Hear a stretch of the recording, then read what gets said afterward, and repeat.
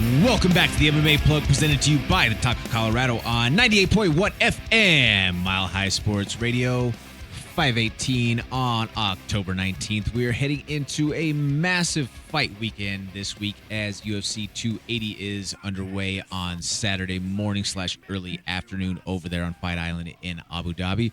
Real quick, guys, this time right now could be used to be advertising your business or your product. If you want to know more about how you can see your brand represented on the MMA Plug, go ahead and slide on in those DMs and give us a holler. That's me, Jordan Kurtz, at Comments from the Peanut Gallery, and Josh Fremd, at Josh Fremd MMA. I'm waiting for those DMs. They're open. They're open, ladies and gentlemen. But getting into things, this weekend we have a couple of title fights on the card.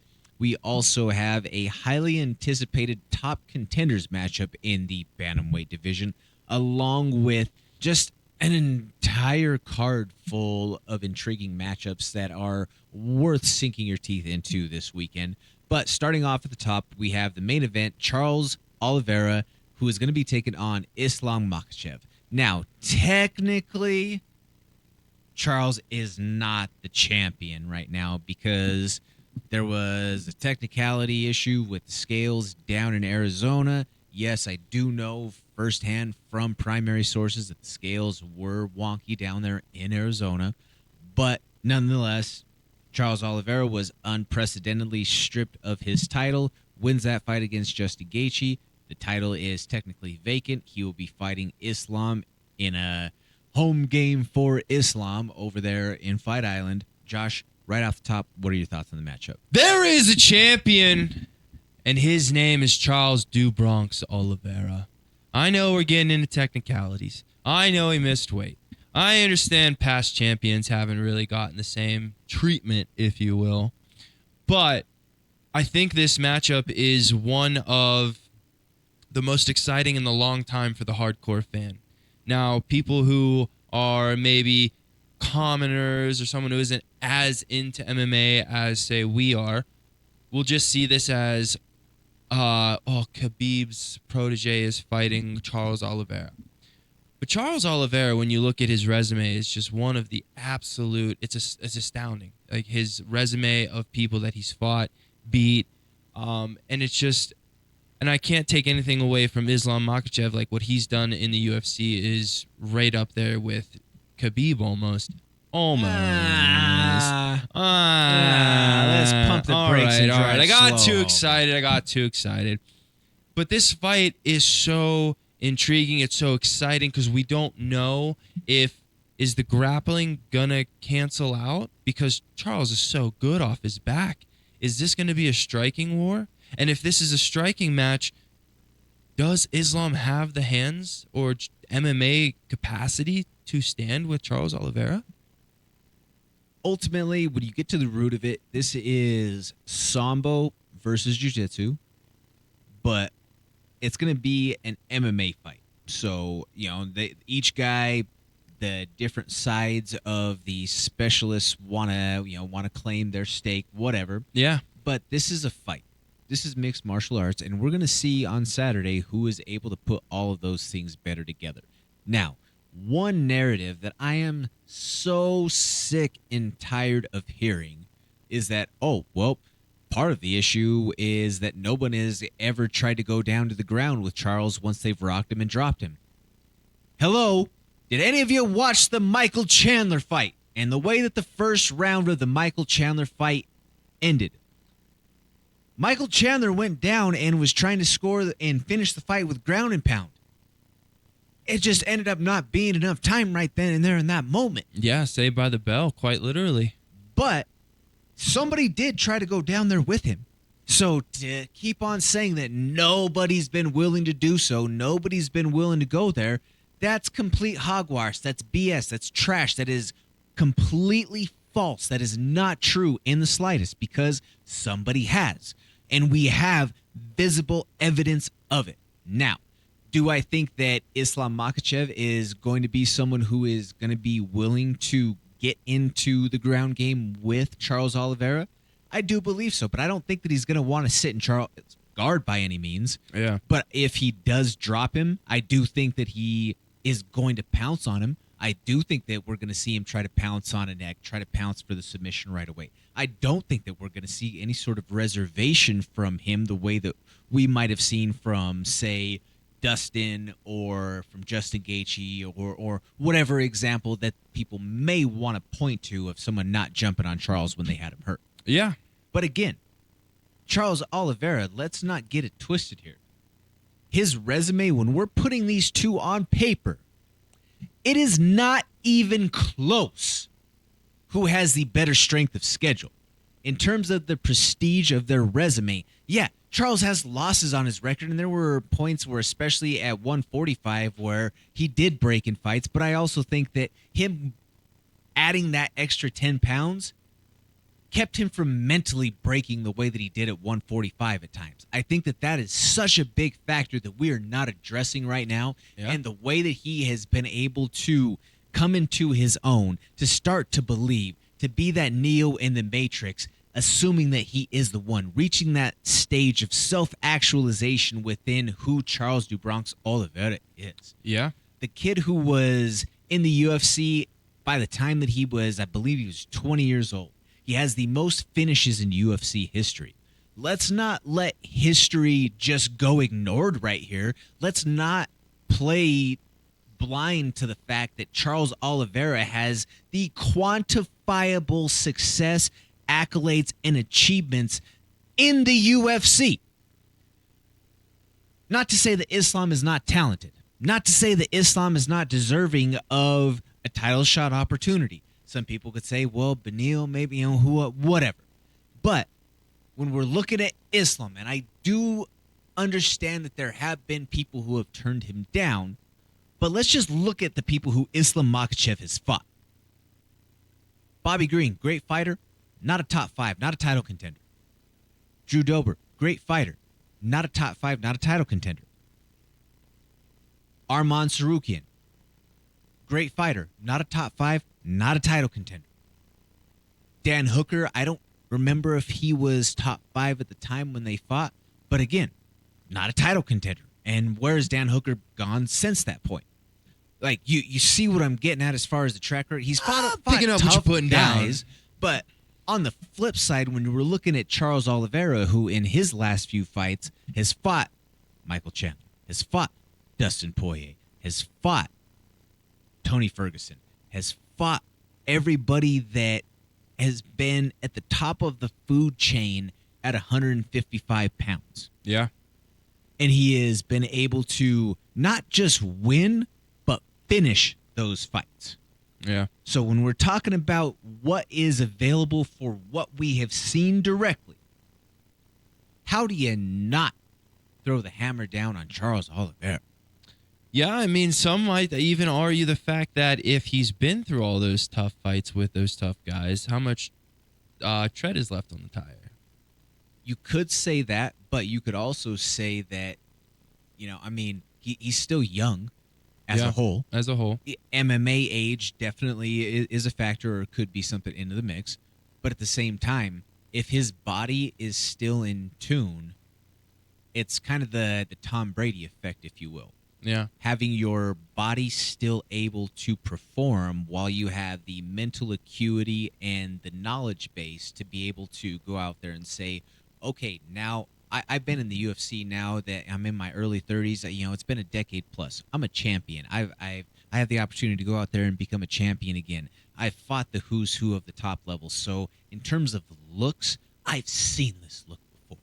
Yeah. I've seen what somebody who has these similar attributes and tactics is going to do before. And I know ways to be able to try to navigate that process. That's part of the advantage of being a veteran in anything, right? Yeah. Is you have the knowledge base, but where it ultimately starts to fail with veterans is the father time factor. Is once your body starts to fail, well, your mind is able to recognize and see and know all of these things. Like, I may know exactly what you may be going through 3 pieces ahead on the chessboard. Yeah. But if my body doesn't have the ability to counter or completely flip the script on what that may be, then I'm operating at diminishing returns. Yeah. No, completely. But if my mind is as sharp as it's ever been, my experience factor, and my body is still in running shape. And for Charles, I mean, again, like he's only in his early 30s. So dare you say could still be achieving a higher level of that prime run. Yeah. Because like we say, we see the average age of champions being mid-30s. Mid-30s nowadays. That being said, we could still be seeing the best yet to come for Charles Oliveira. Yeah. There's still a chance for that for sure because he's still young. He still has a lot more in the gas tank, if you will. Yeah, I mean, again, whether I feel like for him, it's ultimately how much will his body be able to withstand and endure because, everybody does have a certain amount of punches on the old ticker there, if you will. But as long as he is able to physically hold up, I just have a hard time saying that there's somebody right now at 155 that's beating Charles Oliveira. And again, if there is anybody who can, it is Islam. But I just don't see it happening this weekend, folks. I'm going with Charles Oliveira in this matchup. Do Brooks! Moving along to the co-main event, we have a matchup between the champion in Aljamain, the Funkmaster Sterling, taking on the former champion in TJ Dillashaw. Now, obviously, each of these guys is no stranger to controversy. No. There's been many, Aljo just this week alone has had to deal with a crazy amount of media backlash, which we'll talk about a little bit later on in the program. But, when we have this matchup between these two guys right here, it's so tough to stand behind TJ already being in another title shot opportunity. That's just me personally. He's just one fight removed off of a USADA vacation, and it was a fight that he didn't necessarily definitively win against Corey Sandhagen. I mean, yeah, like he got the decision, but was it something that stamped your ticket that said, yes, I need to fight for a title again? Tough to say. Tough to say. As far as that performance goes. I mean, but also you fought someone super high in the rankings. And he was a champion. He relinquished it when he left because of what he got caught with.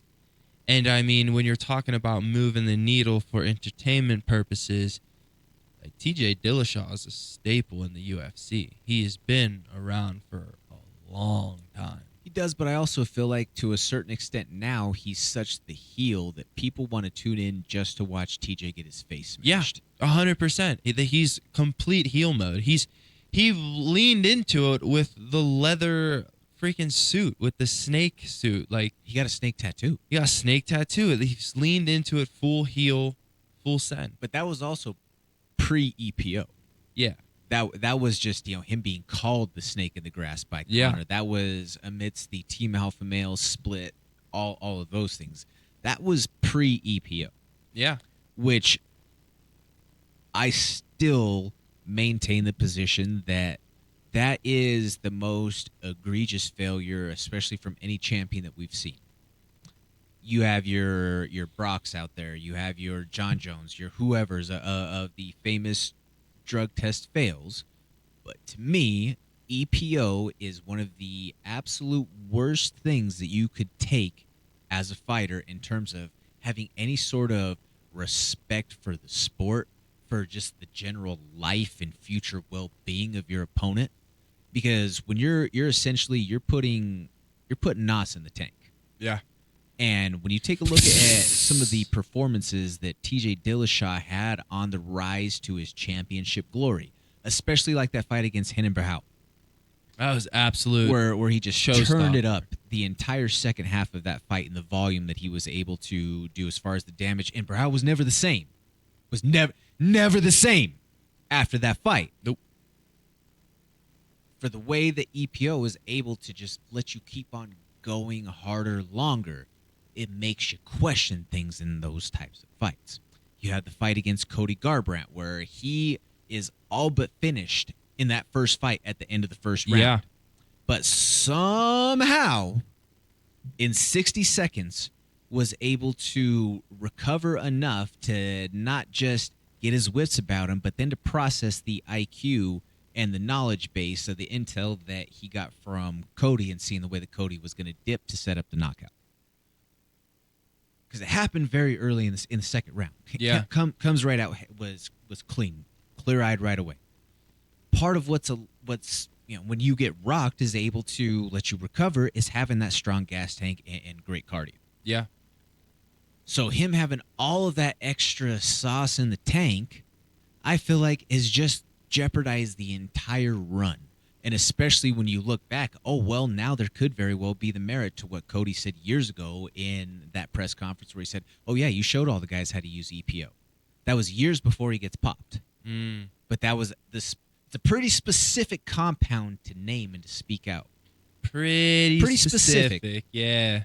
So, for me, again, like, I don't know. Like, I can't get behind TJ. I know that I at times have had some choice things to say about Aljo as well, which I do think that at that time they were warranted. But Aljamain Sterling is the rightful champion right now, and I hope that he walks out and still. Yeah, I mean, the way he put it on Piotr Jan, their last fight was a shock to me, to be honest with you. I didn't, the way that first fight was going, I was like, oh, this isn't even going to be close. But, and it kind of merits for what Aljo was saying about his neck. He went and he got that dealt with, even though he had to withstand all the barrage of media members such as yourself.